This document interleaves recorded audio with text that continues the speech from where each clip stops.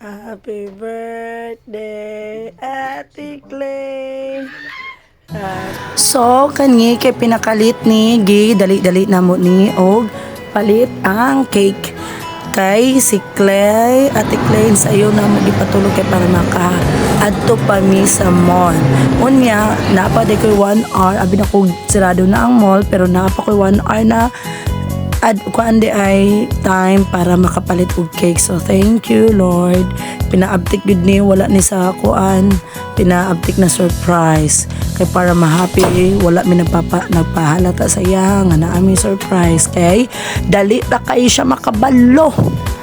Mura rag baliwala sa amo ako nuhay ang adlaw kay nagsige na naman siya tagna og kuan ka ng paniid at dali ra kay siya maka hint dayon kay kapila ko naman siya gi-surprise, so murag nasanay na.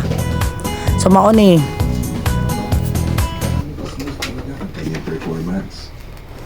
Hindi nga po kami nagdalawang isip na pumayag dahil sa tiwala rin naman kami sa may-ari. Happy birthday, Ate Clay. Happy birthday, Ate Clay. Happy birthday, happy birthday, happy birthday, Ate Clay. Wish na yun. Nakaramdam ako na kung anong mabigat, Sir Lancelot. Yun bang parang may pumatong na malamig sa paa ko? So kanina, dinner date na dayon mi. Darian na mo na pili sa Mount Apo View, darian sa to? Kalimot mo sa pangalan eh. Basta mo ni siya. Buffet ni siya, dari alami ang food, pero gamay ra ang selection niya guys.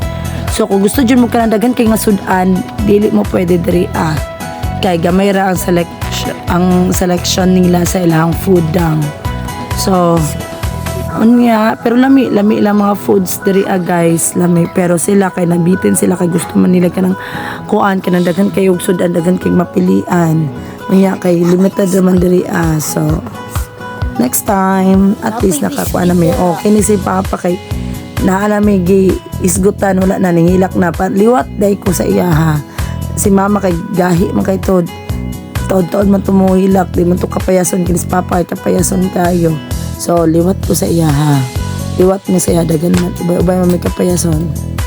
So mo na ni ang bill agoy pa bayarin na daw pa ningilak day si Papa kay nanang bill. Makabayad na siya.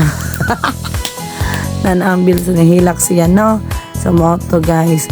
Unya, after sa dinner date, pagkaugma, continuation na isa man na kasi mana ang birthday. So naglaag na pod mi, namalit na pod mi mga regalo nila. So mora to, bye, thank you.